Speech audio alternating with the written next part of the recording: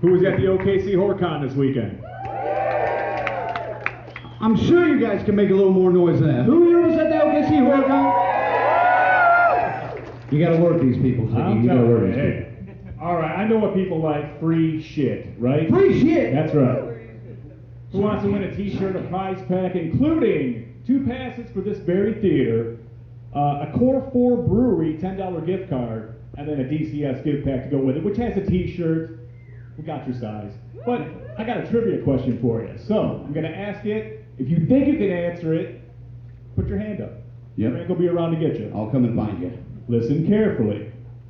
Now, Otis B. Driftwood is wanted in connection to the following crimes: murder, rape, kidnapping, plus 7 other crimes. Who thinks they can give me 3 of those? Oh, first one right here. Hold on. That I saw anyway. What are they? Necrophilia, kidnapping, and murder.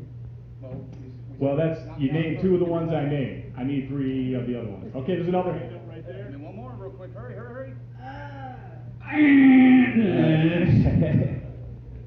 Grandpa! I think. Excuse me, pardon me. And I step right on your feet. I miss everybody else. 3 murders. We got murder, we got rape, we got kidnapping. I need 3 of the 7 more. Necrophilia, Yes. arson, Yes. and robbery. No. Wah, wah, wah. This guy right here, I think, was next. You got 2 of them, man. This should be very easy. All right. Do I have to name the same 2? Yes. Yes. Necrophilia. Yes. Arson. Okay. Yes. Abuse of the courts. What is that? Abuse of the courts. Mass human experimentation. Yes! Yeah! What's that? Hey, what size shirt you got, buddy? XL? I'll see you after the show. I got your prize bag. Yep, give me that. Nice job, everybody. Thank you. I'll get you the shirt right after we're done here, because we got to get something a little bit special, I think. And is he ready? He's ready. Let's bring him in, folks. The Saws family. Let's bring him down, Bill Moseley.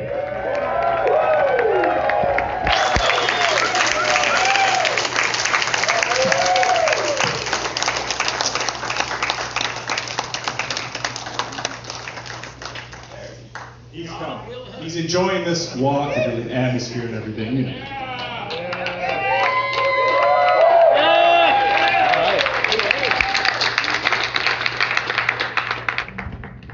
All right. Yeah. Step right there. Love it.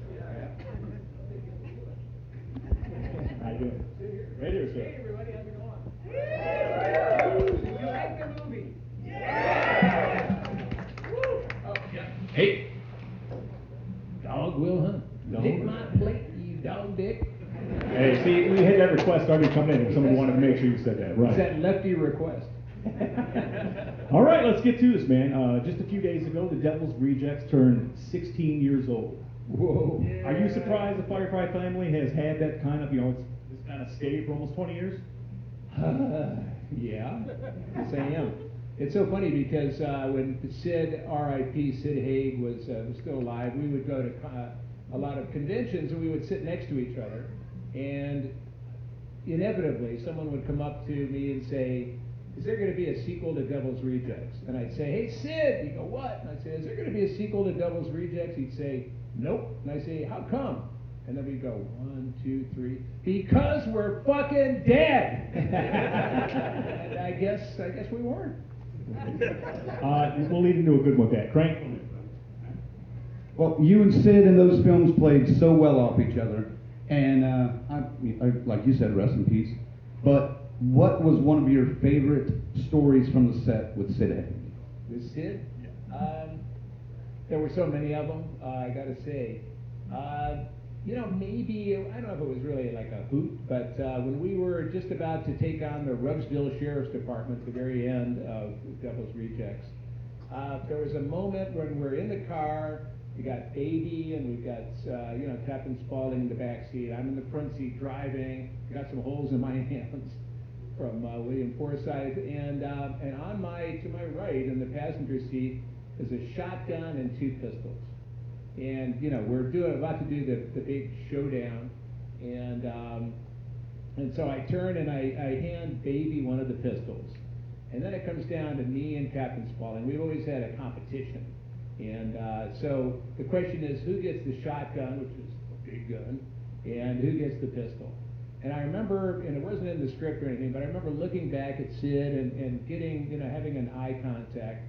It was a moment, and in that moment I just thought, I'm going to gift him with the shotgun. So I lifted up the shotgun and handed it to him, and he looked back at me, and, you know, there was a moment there which, you know, the cameras doesn't pick up everything. But in that moment, you know, it's kind of like, okay, man, I love you, and we're going to die, so you get the shotgun. Also, it's a little impractical when you got holes in your hands and you're trying to steer the fucking car, but that was a moment, and I really had cherished that. I got a little bit more to go with on Devil's Rejects. We're going to get to Texas Chainsaw. Yeah, what did we just see anyway? No, we just saw Chainsaw too. Oh my God! All right, the top requested one. You know what I'm saying? Right. All right, yeah, you mentioned the Devil's Rejects ending. It's fucking perfection, man. Freebird playing, you guys are taking out in a riddle of bullets and not giving a fuck the whole time. It's fucking perfect. Now. Oh, all right. Oh, she's sleeping. Yeah, no, she's good. She's riveted. So this happens now. Some of the fans came out. Some people saw the movie, thought this ending was so perfect and a great way to end the Firefly family. Then here comes 3 from Hell. Do you think that, like some of the fans said, this was tarnished, the Devil's Rejects ending with a sequel like 3 from Hell, which is pretty good, by the way? Well, you know, it's amazing the resurrection power of money. It can bring anything back to life, especially in, it's, money's thicker than blood in the film world. But I was a little surprised because I had always imagined that, you know, that we would, if we did come back, it would be kind of cool as if we actually went to hell. And the devil was like, you know, we were too much for the devil to handle. So the devil then sends us back. You know, we are rejected by the devil. But of course, then you run into the problem of having supernatural. If we're supernatural, then, you know, anything that happens to us, any kind of human problems, you know, really aren't that big a deal since we're immortal. So I think that was actually the greatest, the most practical way to do it. That we all got shot by rifles 100 times. Somehow we managed to live. By golly. Hey, we were glad to see the Firefly family come back. Oh, me too. Me too. Everybody 3 from Hell, right? Yeah. 3 to 3. And, okay, we'll get a little bit closer to Texas Chainsaw Massacre, too, with this one, all right? Let me just say about 3 from Hell is that originally it was written for, you know, me, Sid, and Sherry. And then we found out right before we started shooting that Sid had some health problems. And so Rob, almost overnight, rewrote the script so that, you know, Sid just, you know, had what he had, and then we introduced a new character, Foxy, the great Richard Brake, who just happened to be available. It worked out so amazingly that, and it was great the day that Sid came and you know, did his part. Really touching.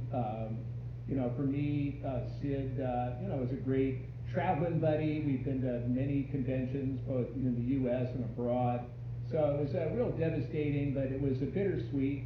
There's a moment in 3 from Hell where Baby and I are talking about, you know, the dearly departed Captain Spaulding, and there was, so we get those moments, so you see it on the screen, but when we're sitting there doing it, it's we can get that moment, and it was really genuine and sweet. I do remember getting the movie out too, and it was finished, and they were just delay after delay to get it out, and man, it seems like we were playing beat the clock while Sid was still here, and I am happy he did get to see it before he left us. Well, I think part of that was about Rob's schedule too. Right. Because Rob, his day job, he's a rock star. Yeah. So I mean, he's got other pots on the stove, so to speak. Getting closer, like I said, to Texas Chainsaw. Oh yeah, that's right. Well, we're pretty close. We're in Oklahoma. Yeah. Every Texas OU weekend. Oh Lord, don't bring that up here. Don't All bring right, that up here. Wait a minute. I know. Go Pokes. Go Pokes. All right. Yes. Yes, See? I sit corrected. Every 5 to 10 years or so, the old news and the trailer somehow seems to resurface for All American Massacre, the return of Chop Top. Oh, yeah! Some people know a little bit about it.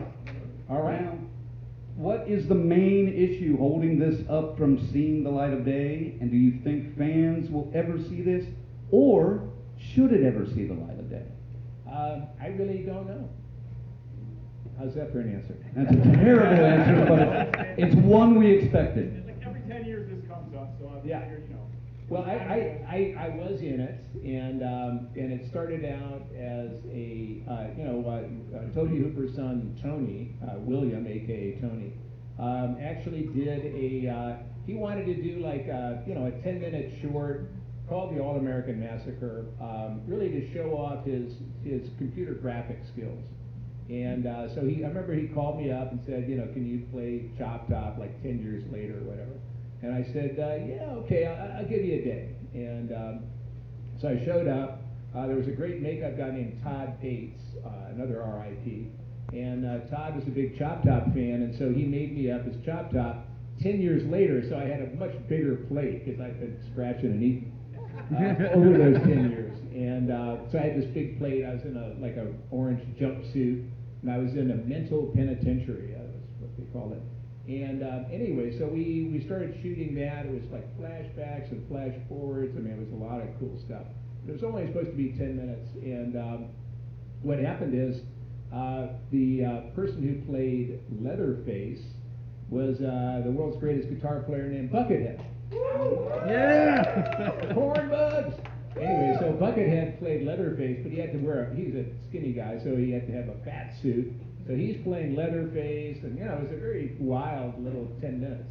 But I think it started getting bigger and bigger, and more ideas and more footage, and I think it just got overwhelming, or something happened with the rights, and I don't even know. But so I don't know if you'll ever see it. But thanks to the All American Massacre, I got the part of Otis, because of the All American Massacre, I met my buddy Todd Bates, the makeup guy who loved Chop Top and could do the Chop Top makeup.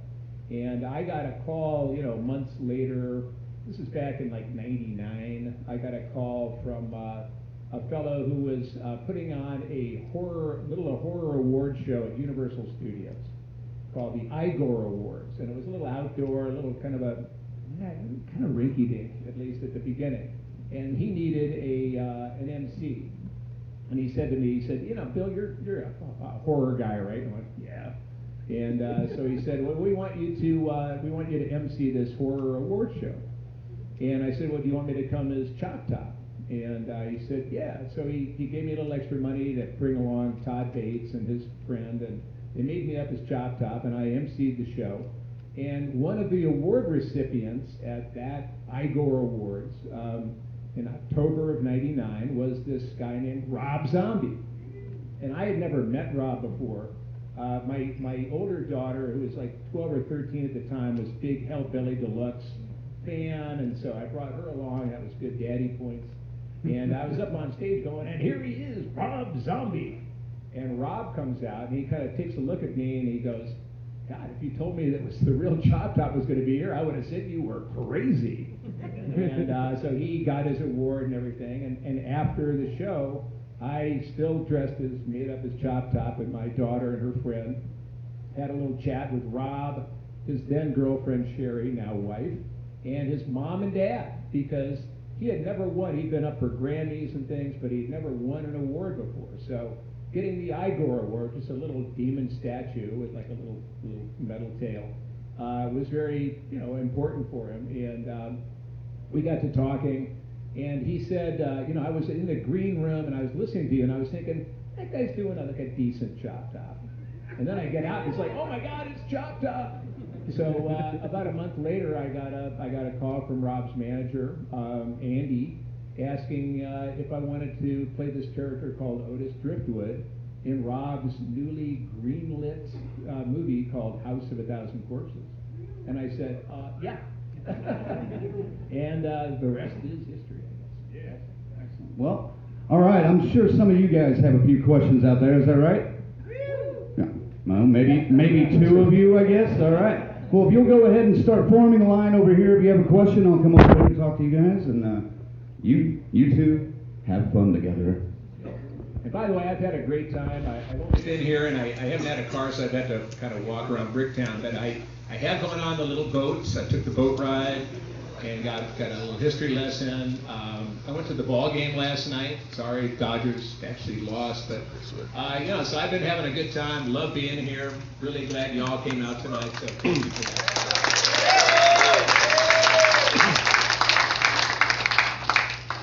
What's your name? All right. Matt from Tulsa. Matt from Tulsa. Yeah. All right. Any Tulsans in here? This is Matt from Tulsa. All right. A couple of Tulsans. Yeah, I'm just very curious, at what point did it set in that this was going to be a very different Texas Chainsaw movie?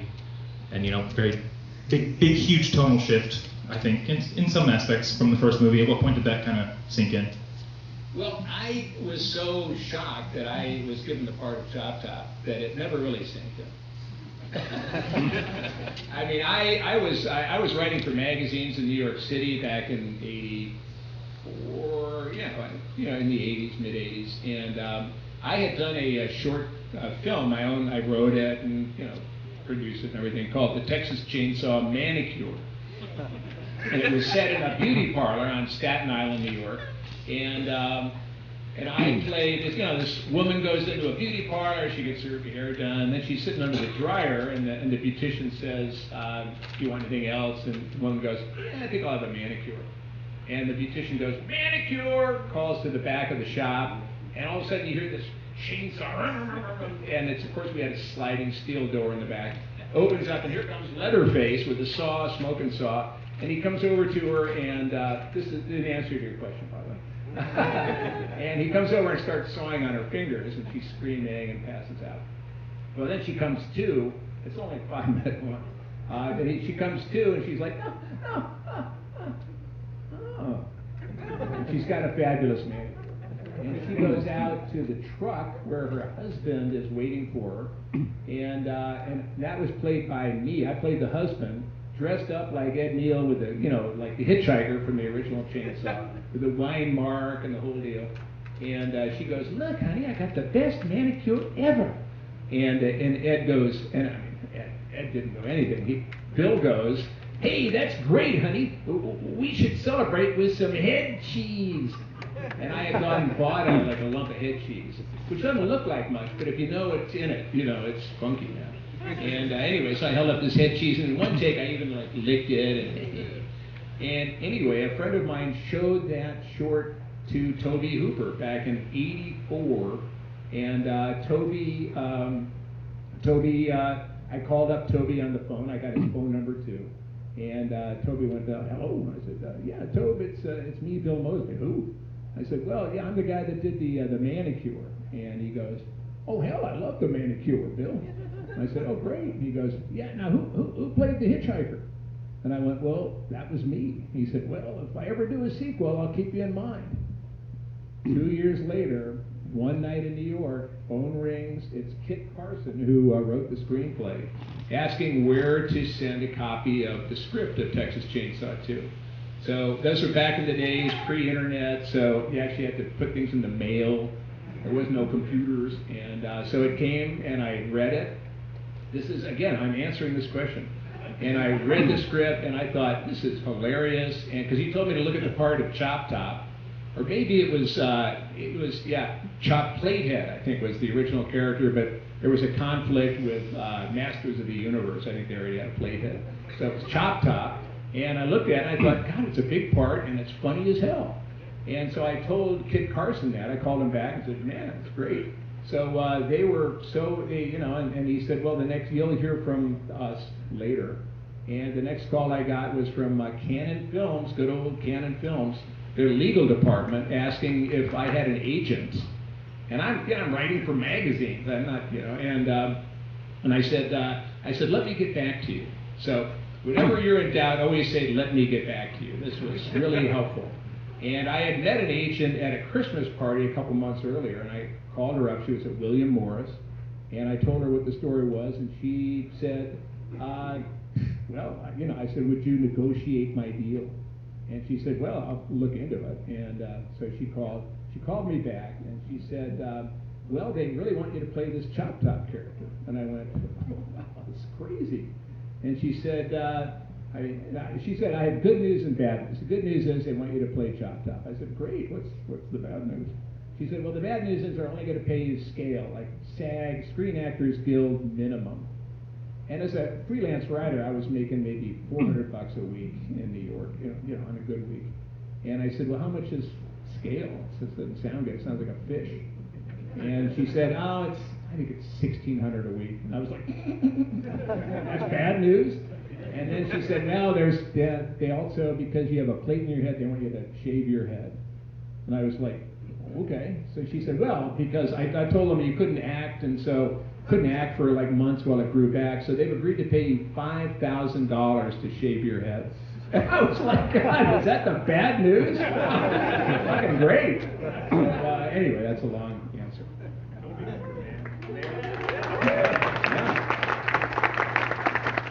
This is Bria from Choctaw. All right, Bria. Hello, hi. Matt from Tulsa's question was really good, and now I'm embarrassed to say mine. But I was gonna ask, since music is Chop Top's life, what do you think some of his favorite musicians would be? And do you think he would have a favorite Spice Girl? Well, Spice Girls came long after Chop Top fell down that hole.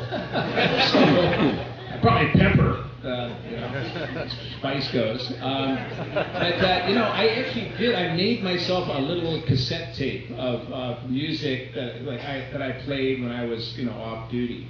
Clearly Iron Butterfly and Humble Pie, it was back in the day. When Kit Carson came to me, he was, that co-producer, or whatever it was, assistant, or whatever they're called. And anyway, he came to me and he said, we've got a deal for the soundtrack with this company called IRS Records. And he said, and one of them, they let us, they said you can have any of our artists. And so, of course, there is, Timbuk 3, and there's some really cool old now musicians, and one of them was the Cramps, and he said, okay, one of the Cramp songs that we want is, I was thinking about Green Door, and I said, oh no man, Goo Goo Muck, and so so they put Goo Goo Muck in. That was my contribution to the soundtrack.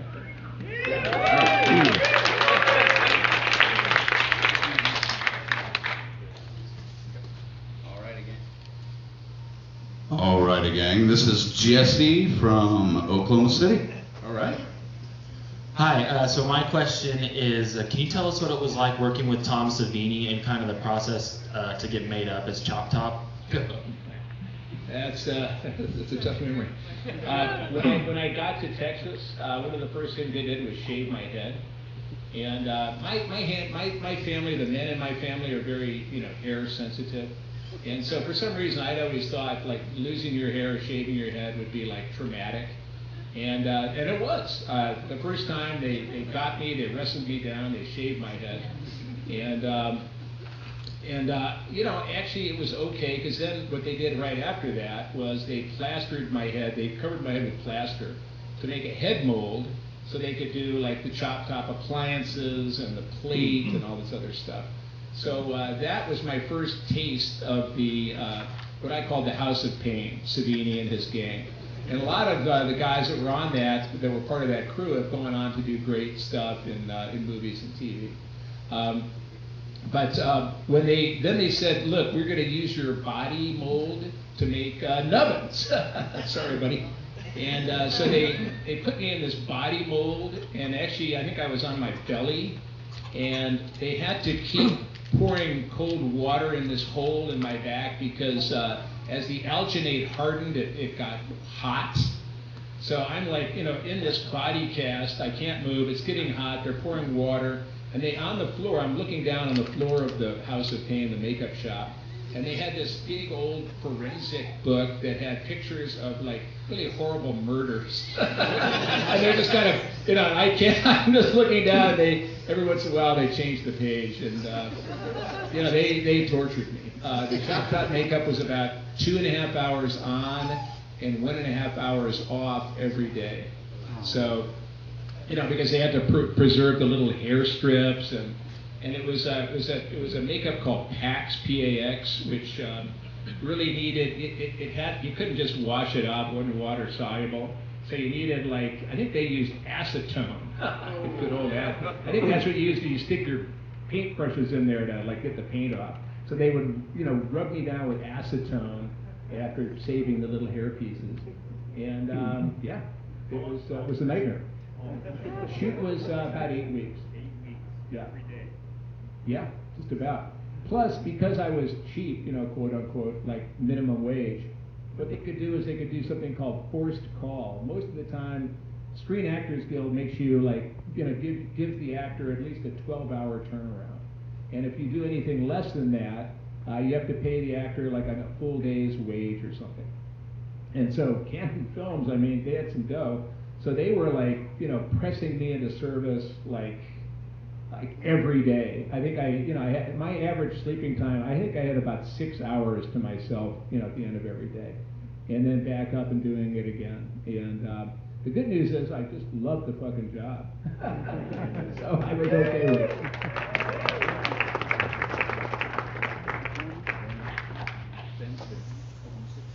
Alrighty, this is Ben from Oklahoma City. All right. All right, how's it going? I'm actually from South Texas, but these movies scared the shit out of me, so I moved up here.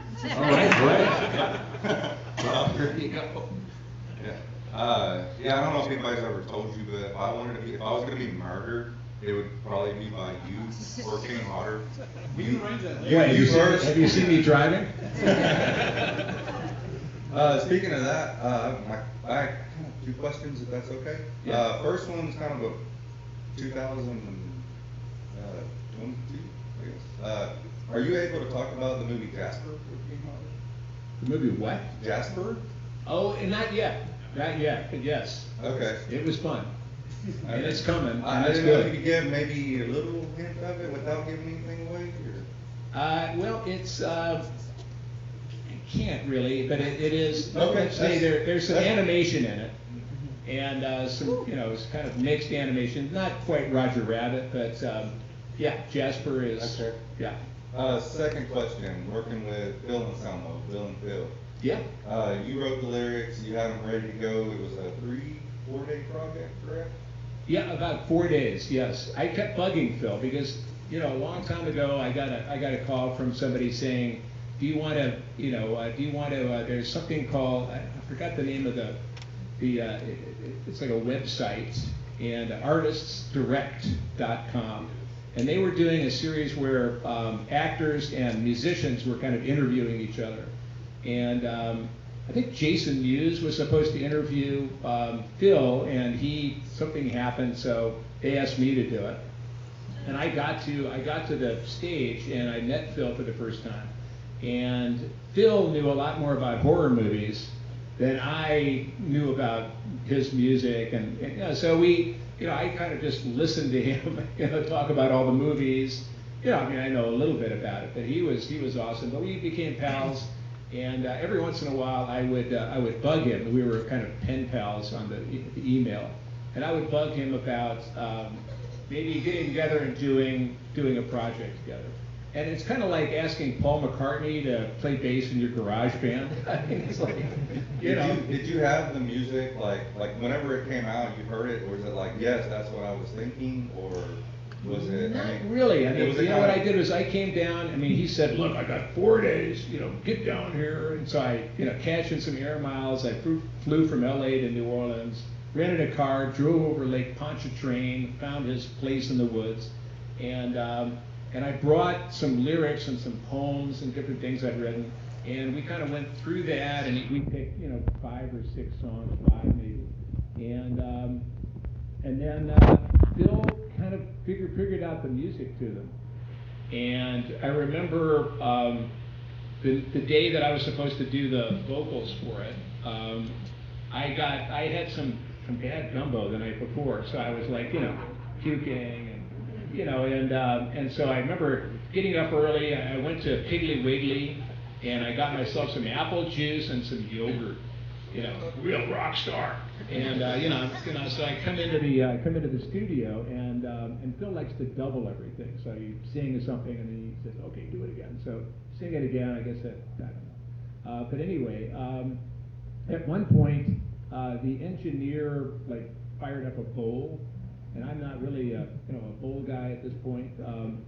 So it was a very closed, small studio, and so I'm trying to sing this thing, and then I don't know, for some reason I got nauseous, and I remember running out the studio into the back, and I puked into a bush and rubbed my mouth and went back in. I thought, now I'm a fucking rock star. But it was good. It worked out, and Phil, of course, has housecore records, so a lot of guys from Child Bite and a bunch of different bands, kind of guested on Bill and Phil. And I just saw Phil actually last weekend in Indianapolis, and he said he's up for Bill and Phil Part 2. So, yeah.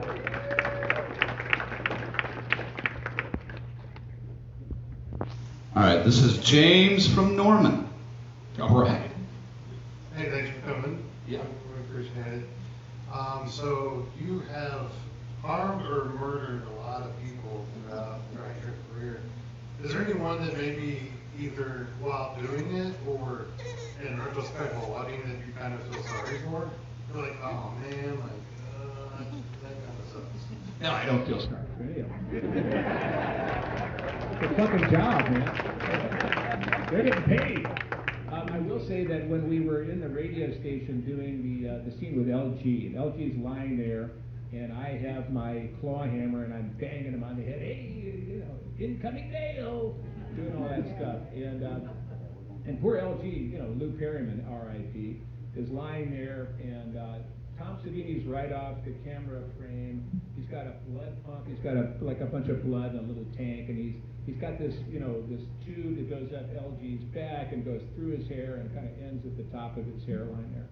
And so I'm banging on poor LG, and Tom's pumping the blood, spurting, and Tobe, it was very hot and close, and these were again the days where you actually had to have lights and film and everything was fucking hot, and so I'm banging on LG, and a couple of times what happened is the hammer I was using was actually foam rubber with a coat hanger core, so that it would kind of hold together, but it was very soft, and a couple of times Toby would yell cut, and I go and I'd look down, and the hammer would be like bowed over, like a little bow. And finally, we've done about, I guess, maybe 11 or 12 takes, and poor LG, and each time we have to wipe off the blood, and Tom has to reload the blood machine. And, it wasn't just a pump. And so finally, I do one more, incoming mail, and banging on poor LG. And Tobe goes, yeah, that was great. Yeah, let's just try one more. And I looked, and the hammer was straight up and down. And I looked, and I said, Tobe, am I doing something wrong? And he goes, oh, hell no, Bill, I'm just having fun watching you. When your director tells you that, fucking cool, man. I was very excited about that. This is Zach from Spencer. All right. Hey, Bill. My question was, there's rumors for a new Texas Chainsaw Massacre movie coming out sometime, I don't know when, but I was wondering if you've got the call or something to come in and do a little cameo or hopefully play Chop Top again. I haven't. No, I haven't. I did. I don't know if some of you remember Texas Chainsaw 3D or Texas Chainsaw Massacre 3D, which then became Texas Chainsaw Massacre because they got rid of the 3D, and then it became just Texas Chainsaw because Massacre didn't they actually put it out to the public, and Massacre wasn't really a happy word or something, so they just called it Texas Chainsaw. And I actually ended up playing the cook in that. And I said, I said to the producer, I had worked with the producer on Repo, and I said to the producer, like, why am I playing the cook? I mean, it was Chop Top. And he explained that Chop Top was owned by Canon, but the original Texas Chainsaw was owned by someone else, and they had the rights to the original, but not to the sequel, so they didn't have the rights to Chop Top. So they asked me to play the cook, and so I did that, and it was kind of weird because, it's weird playing Jim Seedow. He was a great friend of mine, him and his wife Ruth, and we had Christmas cards and all that stuff. And so it was kind of weird playing him. And I had to, there was actually some scenes where I actually had to imitate his body moves because they were going to drop me in scenes that he was in. I don't know, it's all weird. And but anyway, so I had to try to figure out how to mimic his body movements, and he was really kind of spastic, as you can see. I mean, amazing. But he's so weird, and that's why I like him. But anyway, what I figured out was that it was all in his pelvis, that he kind of leads with his pelvis. So he's like this. And once I got that, to walking around with my pelvis. Sorry. And then it became easy to say, "Look what your brother did to the door." And so that was the last time the phone rang. It was funny because the director said to welcome me onto the crew. He called me up before we started shooting, and he said, "Welcome to the cast." I said, "Thank you very much." And he said, "Well, how does it feel to be playing the father?" And I said, "Oh, well, you mean the cook? I mean, he's the brother." And the director went, No, he's the father." And I was about to argue, and this little voice said, "Shut up, Bill." And I went, "Feels good." But you can see at the very end of the movie, when we're all in the dining room scene, he goes, Jim is obviously the older brother. There are no mom and dad. There's grandpa, grandma. There's, the three boys, actually the four, because there's me. There's Jim, the cook is the oldest, and then Chop Top and the Hitchhiker are twin brothers, and Bubba is the baby. So Leatherface is the junior member of the Sawyers. Alrighty, this is Rue from Oklahoma City. All right, yes. We met earlier today. I overcharged him, yes. Yeah, you already covered. All right, I covered it. It was easily resolved, isn't it? Yeah, sorry. Right. Plain and square. So thanks for coming out, man. It's really cool to have you here. Cool. I've never seen this movie on the big screen. It was nice. So I have a two-part question. What would you say has been your biggest accomplishment as an actor, and which film are you most proud to be a part of?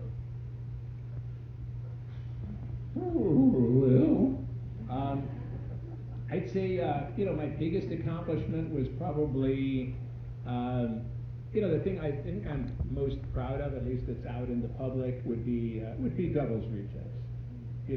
That seemed to be good, and I didn't know it at the time. I always thought Rob was going to fire me, so I was very happy the way it turned out, and I stayed on the whole movie. But I would say the biggest thrill for me was always and will always be Chop Top. Because thanks to Chop Top, I met Tom Savini, who then directed Night of the Living Dead, the remake, and hired me as Johnny. And then thanks to Chop Top, doing that MC gig at Universal Studios, I got the job as Otis Driftwood. And so that, yeah, exactly. So that, I would have to say, thank you, Chop Top. I'm always grateful. But you know what I was really impressed with again tonight? I've seen this movie 472 times, 473 now. But I'm so impressed with Caroline Williams. She is. I really think she carries the movie. She does a lot of heavy lifting, and really is a true scream queen. I've never seen anybody scream that much, and she is awesome. Well, except maybe the future scream queen. All right.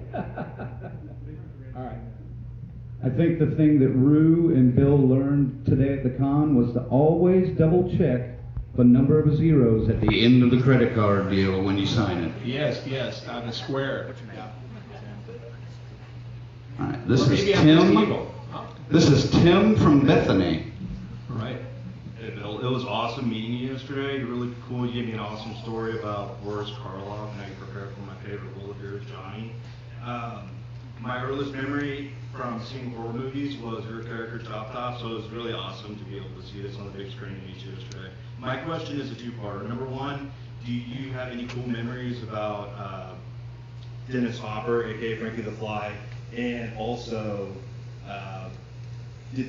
was that you that fell down actually into the hole at the end of the movie down the tunnel, or was that like a stunt? Oh, that was a stunt, man. I wouldn't be walking, you know. I think I'd be, hey, here he is. Maybe in Nubbin's wheelchair. No, that was a stunt, man. Thank God. The only, I didn't really work with Dennis that much. The only thing I remember is we would come in to breakfast at the Brook Hollow Motor Inn outside of Austin where we were billeted. We would be coming in, we'd be like having worked 20 hours and slept 3 or 4, and now we're ready to go back again. And Dennis would be in his, not his pajamas, but his bathrobe, and he'd be having breakfast at the Brook Hollow Motor Inn. And then I remember one day he was dressed and he took his golf clubs. He had a bag that was like hand-tooled leather, and he put his golf clubs in the trunk of his rented Lincoln Continental. And while we were going back to another day of torture, he was going up to Willie Nelson's country club to play golf. So he had a pretty good deal going on. So that was basically my Dennis Hopper story. Okay.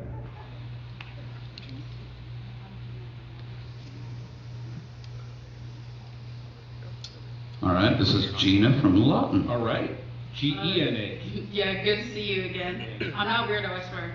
But I promised the friend that I said hi to you, and my question is also kind of like a really funny thing me and my friends say all the time, because they don't know who you are, so I introduce them to like horror movies, and we like to make a joke saying like, oh, when he's angry like that on the films like as Otis and Luigi Largo, that's not acting.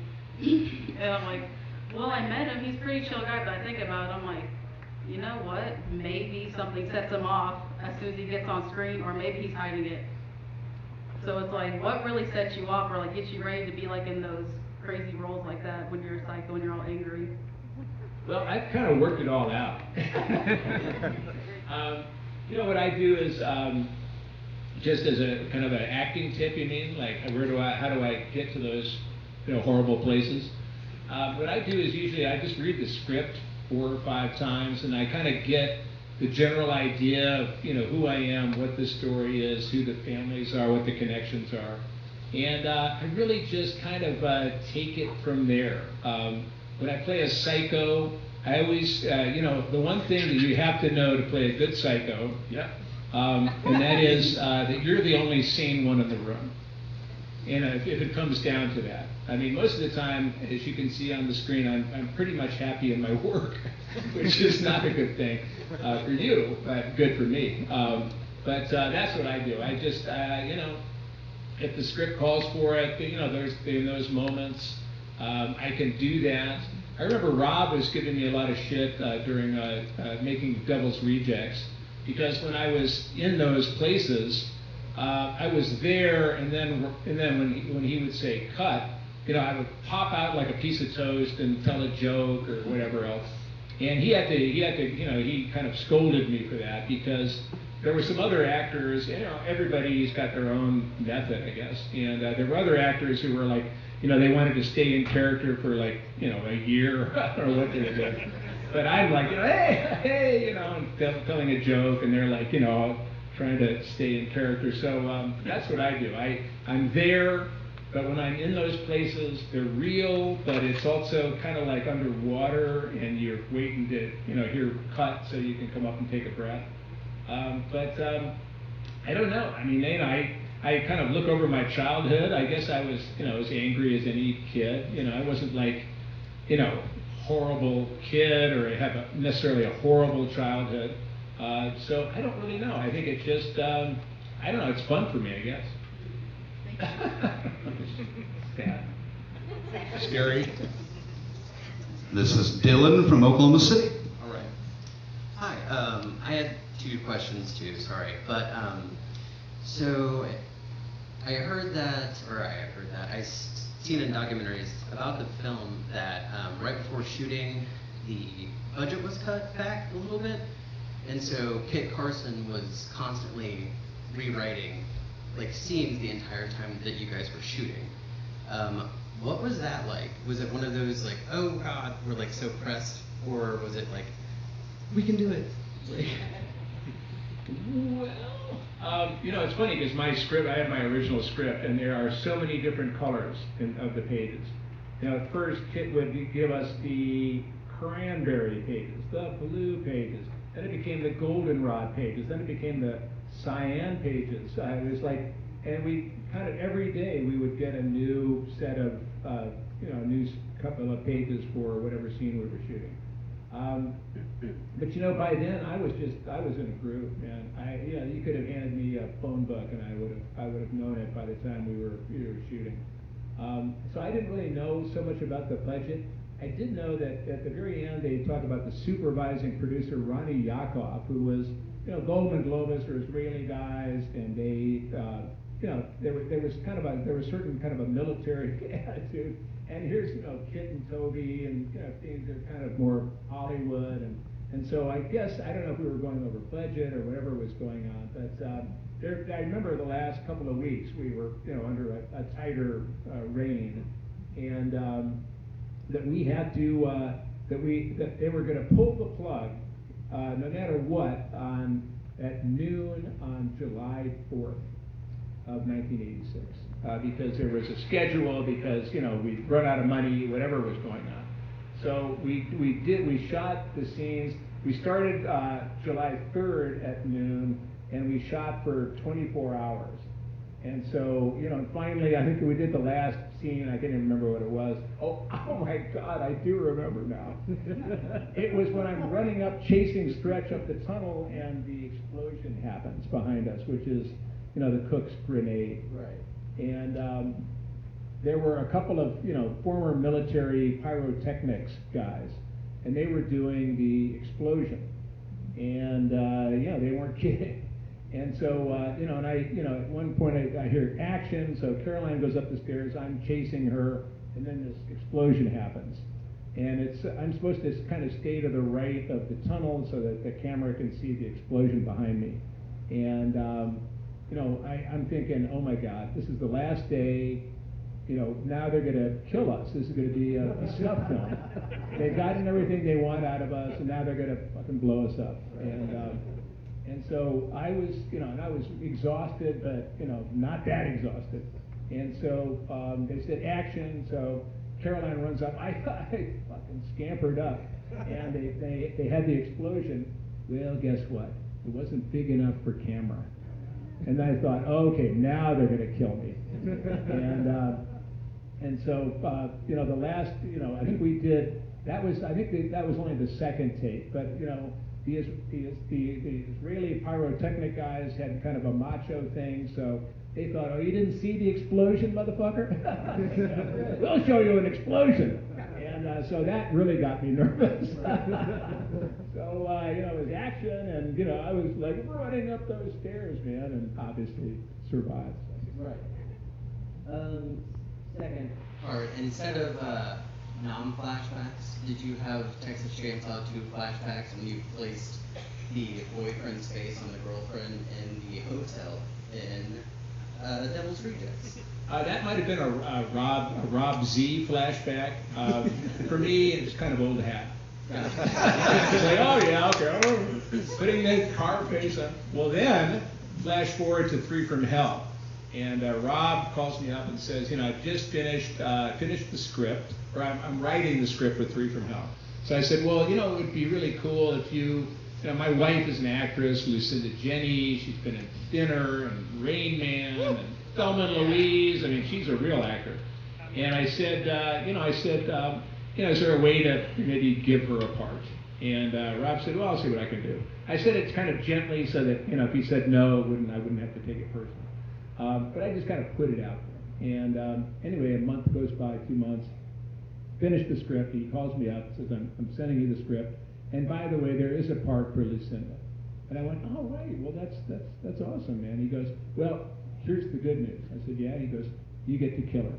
And I was like, oh, right. That's fantastic. And I cut her. Well, I don't want to spoil it for those of you who haven't seen the movie, but let's just say the removing of the face is kind of a recurring theme in my cinematic career. Thank you.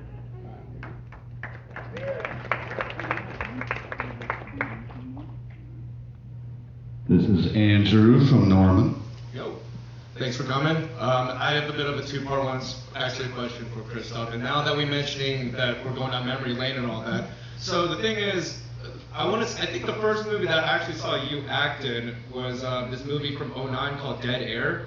All right. Yeah, and I remember watching that and going like intriguing, and it was also a while back. I just don't, I don't remember what it was all about. But then it was, you play radio, DJ and stuff. Like, at any point when you were making that movie or something, was there like, this is kind of familiar because this movie there's radio station that's prevalent and stuff, and do you like have, I guess, radio flashbacks? Radio flashbacks. Not really, because I was, I admired the radio station, but I wasn't, a radio guy. Actually, when we shot Dead Air, it didn't really have radio flashbacks. But I certainly enjoyed doing it. What was tough about Dead Air was it was directed by Corbin Burnson, who's in L.A. Law, a bunch of different, cool movies and TV shows, and so Corbin, we shot about the first 60 of, let's say, a 95-page script. We shot about the first 60 pages. And then Corbin had an acting gig, so we stopped shooting for about, I think it was about 4 months.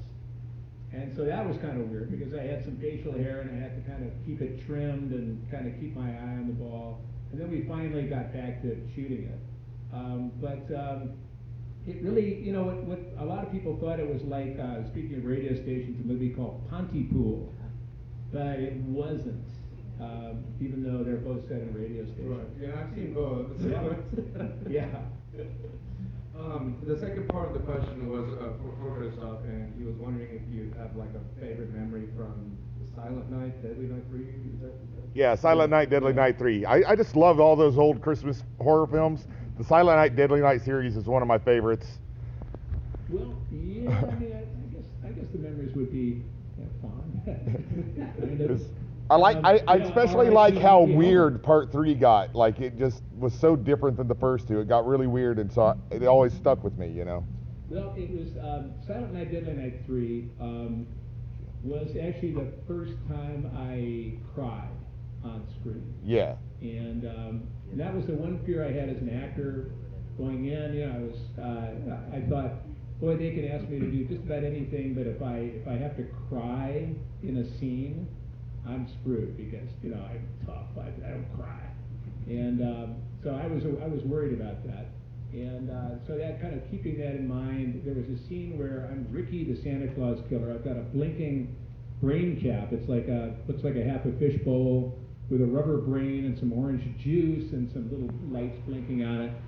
And I had in my trailer, I had like a little, I taped to the mirror, outshine the brain cap, because it's kind of hard to act when you're, hey, I'm down here, with this blinking brain cap.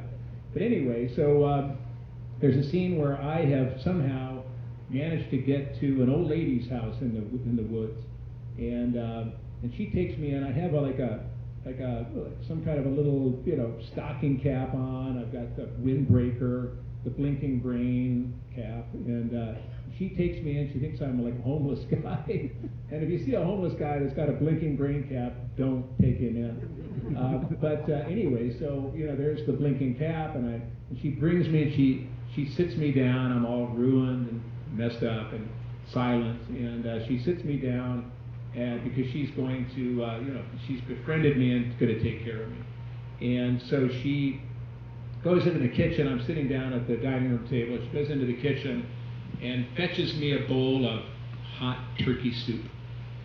And so she puts it in front of me, and I make an actor's choice. I'm left-handed, so my actor's choice was to eat the soup right-handed. kind of make it look like I'm awkward and brain dead or whatever I was. So I'm eating the soup with my right hand. The brain is blinking. The camera is here. Monty Hellman, the director, is action. And the woman comes over. She puts down the soup, and I pick it up, and I take a bite of the turkey soup. And I remember looking up at her face, and she was perfectly cast. She was such a beautiful old lady, like a grandmother, you know, just so perfect. And I looked up, and the soup and everything, and the tears started to roll down my cheeks. And you know, I'm like, you know, these tears are coming down, the smiling old lady.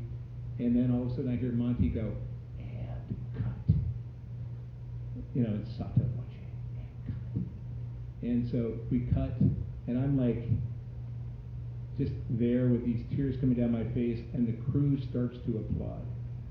Like, just spontaneously starts to applaud.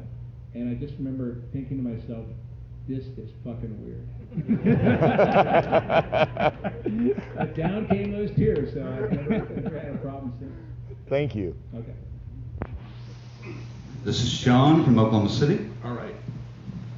So this is actually the second time I've seen Chainsaw 2 in the theater. The first time, our family was actually living in Burkburnett, Texas when it came out. Oh, right. And my father, in his infinite wisdom, convinced us that it was a 100% true crime story. And he would use the thread of the Sawyer family anytime my sister and I were misbehaving in any situation whatsoever. So congratulations on shaping young hearts and minds. All right.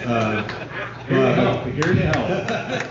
My question is, House of Thousand Corpses sat in the can for quite some time before a distribution and release deal was reached. At any point, did you and the rest of the crew like lose faith and it seeing the light of day? And when it did come out and became a big hit, I mean, how did that change things for you as far as your career, cashing roles and such? Well, it changed it in a big way. Yeah, we shot it in, you know, I guess in 2000. And the problem was, and we shot it on the back lot of Universal Studios in Burbank, which is, you know, like a part of LA. And it was so funny because when we were shooting it, we were actually, the House of a Thousand Corpses was the chicken ranch from the best little whorehouse in Texas. So you had Dolly Parton and Sly Stallone singing songs, and you know, now it's turned into the House of a Thousand Corpses. And there was actually a tram path right next to the house. So I remember at one point I came out, I had Mr. Willis's skin, I'm covered with blood and a mask, and I'm all scary, and I, you know, I kind of come out into the light just to get some air, and here comes a tram with a bunch of people, tourists with cameras, and the guy, you know, the tram guy is going, yeah, and on your right, the House of a Thousand Corpses, Rob Zombie, and you know, I come out and I'm kind of waving at them. Anyway, so what was the question again? Oh yes. So we wandered in the wilderness. So because we were on the back lot, we had, you know, executives from Universal Studios, which was who was producing the movie, on the set every day. But when they saw the finished product, they had second thoughts. And I think right around that time, you know, there was like a lot of things had gone down. There was Columbine, there was 9/11, there was a big hearing in the Senate about, you know, trying to sell R-rated movies to kids under 17 or something. So there was a lot of political headwind. And Universal, you know, did not, you know, want to release the movie. And so we got picked up, I think, temporarily by MGM, and then that didn't work out. And then finally, a woman from Lionsgate Pictures saw a screening of House of a Thousand Corpses, told her boss, who was the head of movie acquisitions and production at Lionsgate, and he took a look at it, loved it, and kind of bought it, I guess, from Universal, and Lionsgate put it out. And that took, I think, about 3 years. During that time, I remember that really kind of was actually good for us, and certainly, you know, worked for Devil's Rejects, because we kind of became a tight-knit family, you know, where, you know, we kind of bonded because, you know, we were in the wilderness together. And then when the movie finally came out, it was like, you know, it was like overnight. Actually, it wasn't so much a success.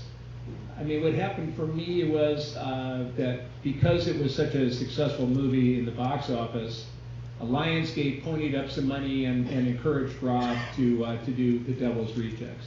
So that probably was the biggest result of the release. And once The Devil's Rejects came out, then I got a lot of work after that, including Repo. Okay. Before we go on, Sean, I just had a question for you. Are you going to use that same parenting technique with your kids when they you? Okay, there we go. Woo. There you go. All right. You. All right. This is Claire from Bethany. Yeah. The first part is sort of a choose your own. Either pick which one you think you would have the best answer to. Which actor or actress you had the most difficult time working with, and besides your Devil's Rejects crew, what's the best offset story you have working on a movie? Just offset? I mean, like off. I mean, on the set, but off the camera. Oh, okay, yeah, because I was going to say off camera. Coming here. I don't really have anyone. I don't think of anyone in particular.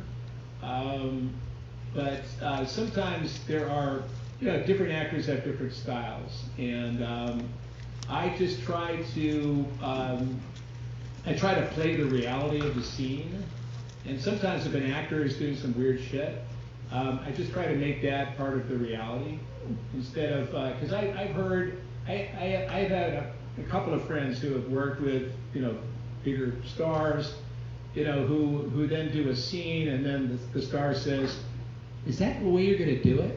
And it's just like, when I hear that stuff, I cringe. But I just try to make it work. Sometimes if it's really a distraction, I'll just quietly take the director aside and have a little chat. But for the most part, we're all out there. The way I look at it is I serve the production. Just like the catering person, the teamsters, everybody, we're all serving the production. And that's what I try to do. I just try to, show up, on time or a little early if I can, try to hit my marks. I try to be, pretty decent in the chow line. And I flush the toilet in my trailer. So, I mean, what more can you ask for, right? And the second question is from my best friend in E5. Besides any movie that you personally worked in, what's your favorite horror movie? Well, that changes a lot because I have about a top 20 list. I loved, recently I loved Get Out and Midsummer. I thought those were like awesome. And I loved Mandy. Mandy was fantastic. And the reason I mention that is because in the November, December of 2019, I went over to Japan and worked on a movie called Prisoners of the Ghostland with Nicolas Cage. And the pig looks great, by the way. I can't wait to see it. So that's probably the latest thing that's coming out. It should be coming out in September. It's directed by a fantastic Japanese director named Sion Sono, S-O-N-O. And he's done things like Suicide Club, Cold Fish. I don't know if you guys have seen that. Hair Extensions, Anti-Porno. Boy, you just go down his filmography. It's amazing. And this is his first English language movie. It's kind of a mashup between ninjas and cowboys. It's a crazy movie. And I don't know if that answers your question, but it at least gives me a chance to plug that movie. Thanks. Thank you, Claire. This is Keith from Tulsa, and I'm not sure I'm going to be able to get all your hair in the shot, but we'll try. What happened to Dr. Satan? Did the cops find Dr. Satan and the 1,000 corpses and the insane people? Whoa, that's a good question. When we shot Devil's Rejects, there was a scene with Dr. Satan that he had been taken and he was, I think he was pronounced dead. He was on some kind of a hospital bed, and a nurse comes in, played by the beautiful Rosario Dawson, who is a big horror fan and wanted to, get in on Devil's Rejects. So she comes in and she's nursing, Dr. Satan, and Dr. Satan looks pretty dead, and maybe he doesn't even have a heartbeat. And she's kind of, looking over him, his body, and his ugly long fingernails, like grab her in the throat, and just start and she, sounds the alarm, and some people come in and try to get his claw off her throat, but it doesn't work, and her throat gets torn out, and so that's the last I saw of Dr. Satan. And they cut that out of the movie, by the way. Is Captain Spaulding Otis's dad? No, not even close. Was Mom Firefly and Captain Spaulding ever together, and did they meet at the whorehouse in the second movie? Well, you'd have to ask, both of them. It was interesting. Rob, I think I don't know if it was Devil's Rejects, maybe, but he had some kind of a website, he had an online kind of bio of the different characters from Devil's Rejects, I guess it was. And in that, he said that Cutter, i.e. Captain Spaulding and Otis, met in prison. So I guess that's as close as it gets. So we're buddies.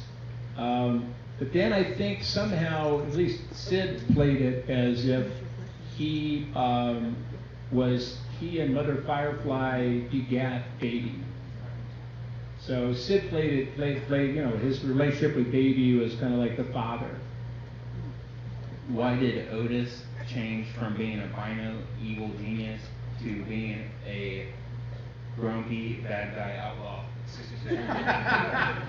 That's when I really thought that Rob was a genius. I thought, House of a Thousand Corpses, great movie, really did a good job, really cool. And then when we show up for the Devil's Rejects, I remember I was over at Rob's probably in January of 2005. I think that's when we shot it. And Rob said we're gonna, I was over for the Super Bowl, and I was over at his house in LA. And Rob said we're gonna do another one. And I said, well, that's great. And he goes, yes, and this is what you're going to look like. And he took a paper plate and he drew this sketch of, what looked like, Dwayne Allman. And and I was thinking, what the heck? And the first thing I did was ask him to sign it. So I got that still somewhere in my garage. But that was his idea. He said, and he drew this beard in. And I had never grown a beard my entire life. And I said, well, this guy has a beard. And Rob went, yeah. And I said, well, I've never grown a beard. I mean, how do you grow a beard? And Rob looked at me and said, stop shaving. I was like, ooh. And so I stopped shaving, and I didn't know that this beard was in my chin. I was shocked. I was like, man, this fucking beard, there's this hair coming out of my face. It was funny because now I have blue eyes instead of in House of a Thousand Corpses I had lenses. They were kind of albino. They were kind of red and brown spots.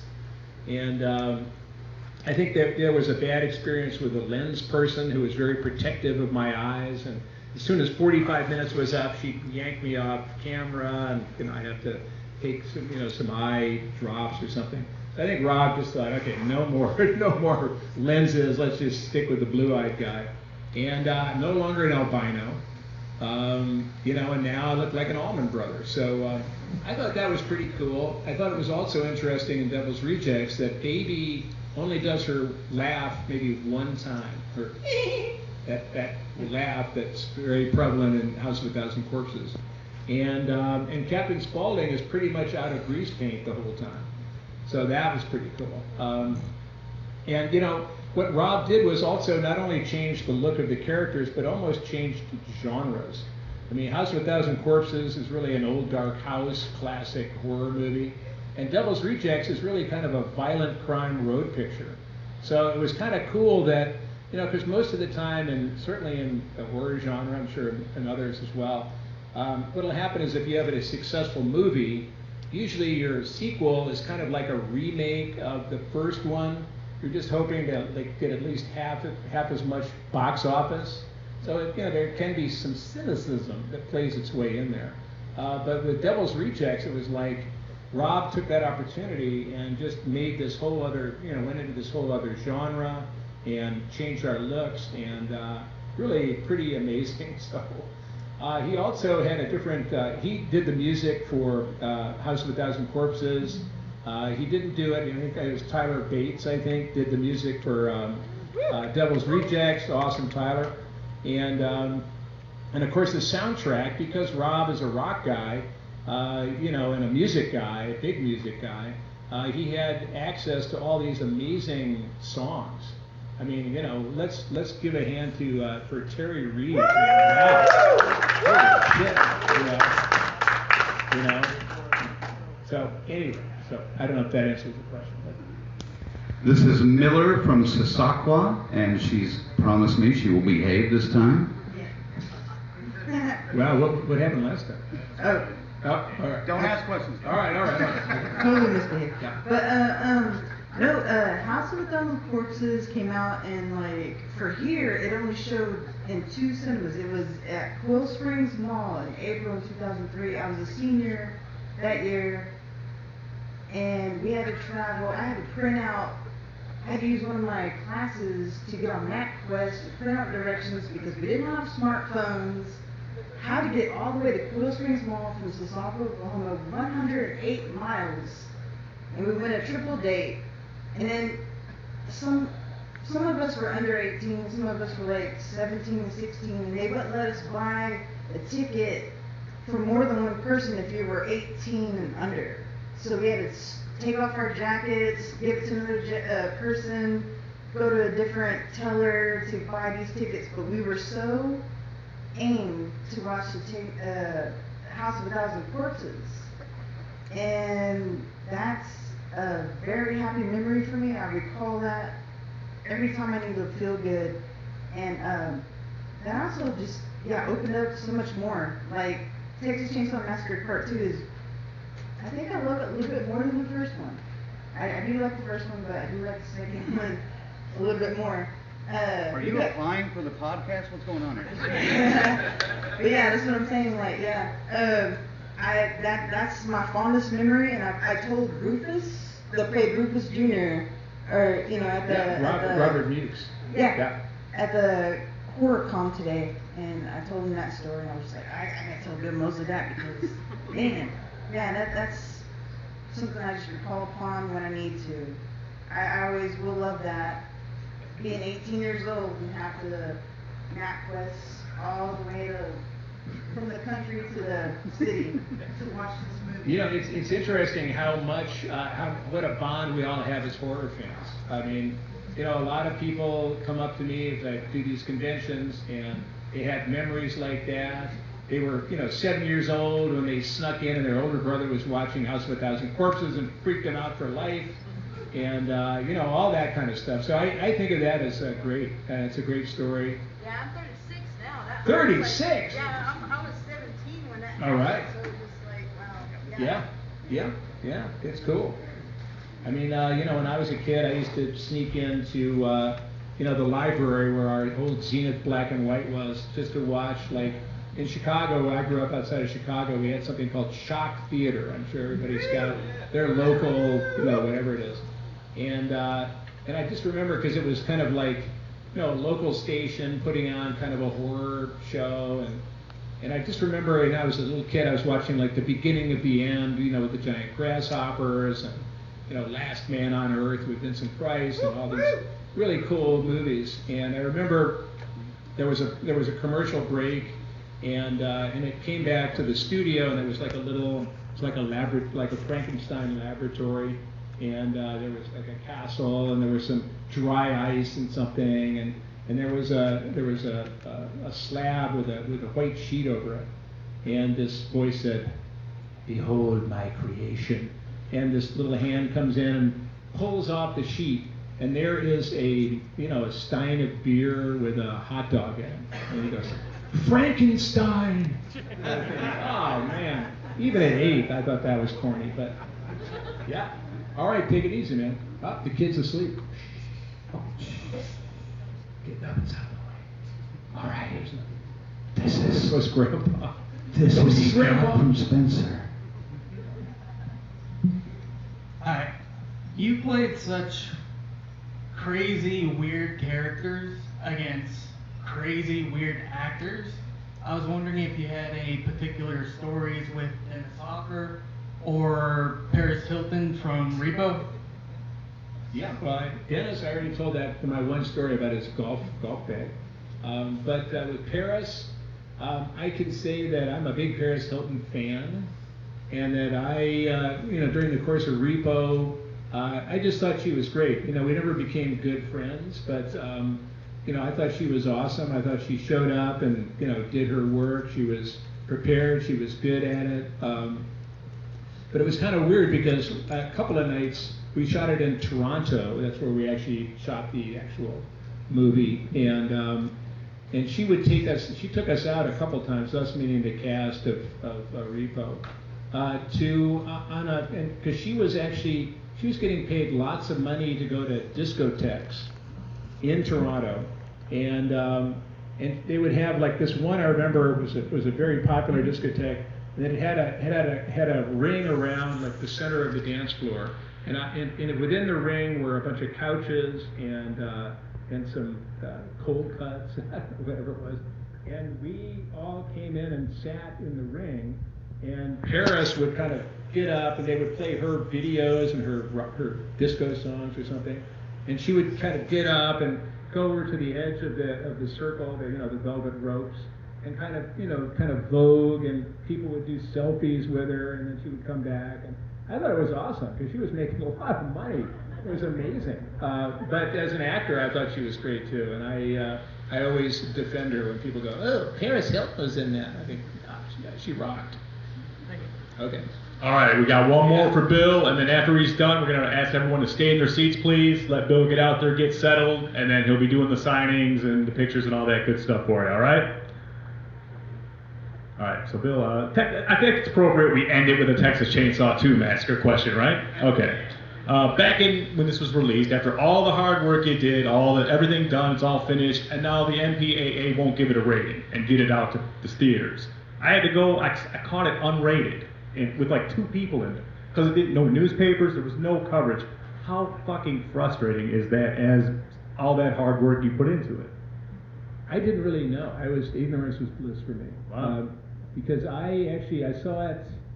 I saw it in Times Square. That was the first screening I saw, and a friend of mine said, when the lights came up after the movie, a friend of mine said, hey, here's Chop Top, here's Bill Moseley. I was kind of embarrassed about that, and this guy that was sitting in front of us with a black leather jacket, turns around and goes, "Nice job, man," and he holds out, he has a hook. He pulls his hook out, and I went, "Oh, thanks, man," and grabbed his hook and shook his hand. But the other time I saw it, second time was at a drive-in theater. And I guess the problem with the MPAA rating is that if it's more than an R-rated movie, then newspapers won't carry the advertising, and big theater chains won't show the picture. So that was released unrated. Yeah. I thought that was awesome of Canon Films. Yeah. And it still actually made more than it cost, so it was a successful film. Awesome. Ladies and gentlemen, Bill Moseley!